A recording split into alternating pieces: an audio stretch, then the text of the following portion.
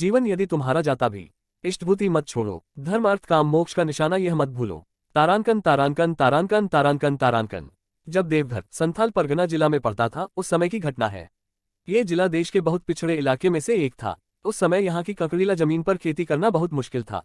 अधिकतर संथाली लोग किसी तरह अपनी जीवन यापन करते, प्रायः फाकाकाशी में दिन गुजरते थे। श्री ठाकुर के देवघर आगमन के कुछ वर्ष बाद एक गरीब संथाली श्री ठाकुर का दर्शन करके दीक्षा लिया और अपनी गरीबी को दूर करने का उपाय पूछा। श्री ठाकुर बोले, तुम नित्य इष्टभूति करना।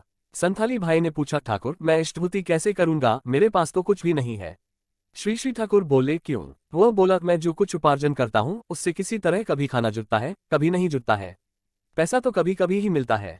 श्री ठाकुर बोले, पैसे नहीं है तो क्या हुआ, तुमको क्या इष्टभूति करने की इच्छा है? वह बोला, जी ठाकुर मुझे इष्टभूति करने की बहुत इच्छा है, लेकिन अभाव के कारण क्या और कैसे किस चीज से इष्टभूति करूंगा। श्री ठाकुर पूछे, क्या प्रत्येक दिन तुम्हारे घर में खाना बनता है? उत्तर मिला, दिन में एक बार कुछ न कुछ बनता है, साग भात और कभी केवल भात।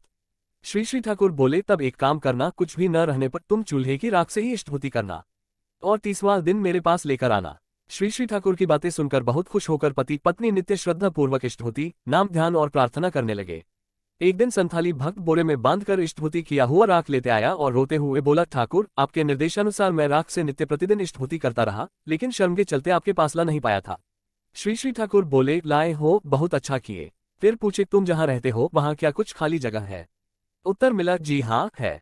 श्री ठाकुर बोले, उस जगह पर इस राख के साथ कुछ मिट्टी मिलाकर मान कच्चू की खेती करना। मान कच्चू के 100 पौधे मैं तुमको दूंगा।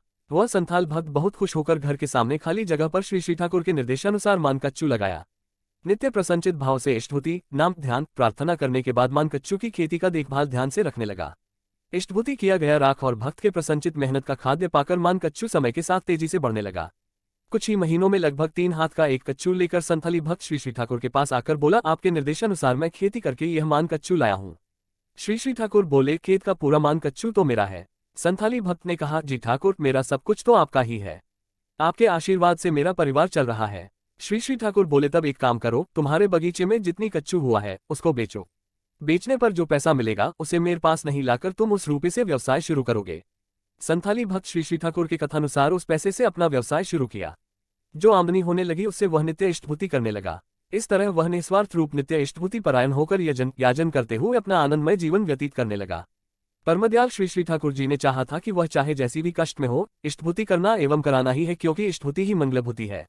श्री ठाकुर की वाणी है, जैसा भी आए आपद विपद, जैसा भी हो प्राण, इष्टभूति लाता ही लाता, सबसे परित्राण। सातवती मासिक पत्रिका, सितंबर 2017।